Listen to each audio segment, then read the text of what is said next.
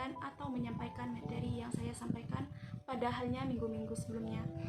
Namun kali ini adalah materi yang terakhir yang saya akan sampaikan tentang membahas terkait pelaporan dan pertanggungjawaban. Yang poin A tentang definisi dan deskripsi laporan.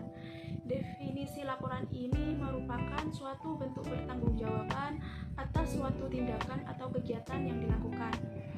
Laporan adalah suatu cara komunikasi di mana menulis penyampaian informasi kepada orang-orang atau suatu badan karena tanggung jawab yang dibebankan kepadanya. Selanjutnya, deskripsi laporan adalah kegiatan dari laporan yang berisi penjelasan tentang latar belakang, meliputi tujuan, ruang lingkup, metode, dan sumber data yang digunakan dalam menyusunkan laporan. Deskripsi laporan biasanya terdapat pada bagian pendahuluan laporan dan berfungsi untuk memberikan gambaran umum tentang isi laporan kepada pembaca.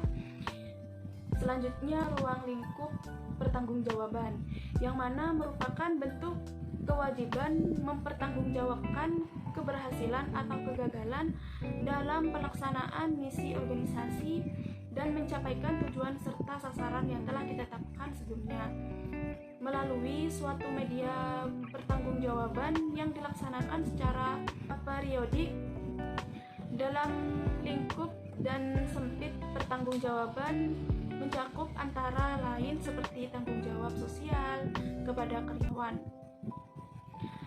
Selanjutnya, tindakan pertanggungjawaban di sini meliputi yang pertama manajer puncak, yang mana bertanggung jawab atas seluruh organisasi atau termasuk presiden, ketua, CEO, dan wakil presiden. Tanggung jawab manajer puncak ini untuk menetapkan tujuan, menetapkan strategi, memantau atau menafsirkan lingkungan eksternal, dan membuat keputusan yang dapat mempengaruhi segala sesuatu dalam organisasi. Tanggung jawab utama manajer puncak termasuk menanamkan visi bersama untuk organisasi, membentuk budaya lembaga, dan mempertahankan semangat kewirausahaan yang dapat mengimbangkan langkah cepat lembaga.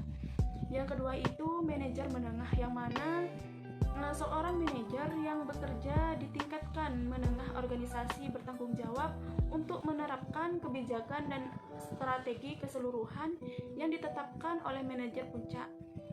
Manajer menengah biasanya menangani orang yang diharapkan untuk membangun hubungan baik dengan manajer lain dalam organisasi, menyelesaikan konflik, dan mempromosikan kerja tim. Yang ketiga itu manajer unit pertama, yang mana bertanggung jawab langsung atas sekelompok karyawan non-manajerial. Perhatian utama adalah penerapan utama atau aturan dan prosedur untuk mencapaikan strategi yang efisien dan memotivasi bawahan untuk memberikan dukungan teknis. Tingkat durasi ini relatif singkat dan fokusnya adalah pada pencapaian tujuan masa depan. Selanjutnya, karakteristik pertanggungjawaban, yang mana merupakan hal penting dalam setiap tindakan apapun dalam rangka meningkatkan kesejahteraan masyarakat dalam suatu institusi.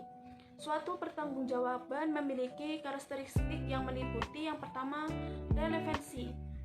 Dapat dikatakan apabila informasi yang dimuat dalam laporan tersebut dapat mempengaruhi suatu keputusan sehingga laporan pertanggungjawaban yang relevan.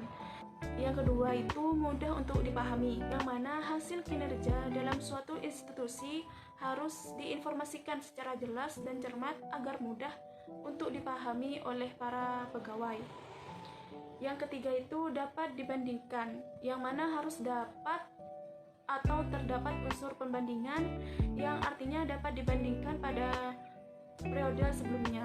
Hal tersebut menjadi suatu standar tolak ukur terdapat kualitas hasil kinerja dalam suatu institusi.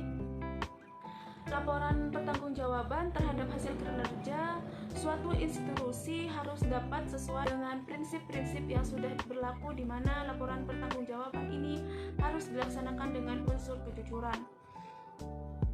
Selanjutnya, komponen laporan sebagai pertanggungjawaban. Penyampaian kondisi strategis yang tercakup pada halnya deskripsi secara ringkas dan latar belakang sesuai dengan sesuatu institusi yang realistis. Penyampaian rencana strategi.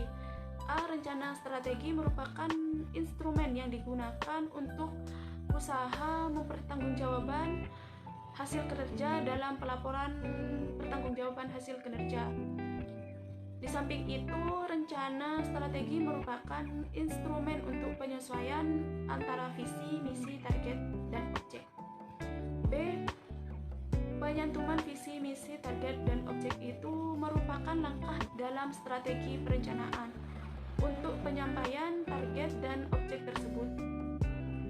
Cara yang dapat dilakukan dalam penyampaian target dan objek institusi itu, yang pertama, menyantumkan rencana strategi, yang kedua, menguraikan rencana kerja selama 1 tahun, dan yang terakhir itu pertanggungjawaban hasil kerja terdiri dari hal-hal.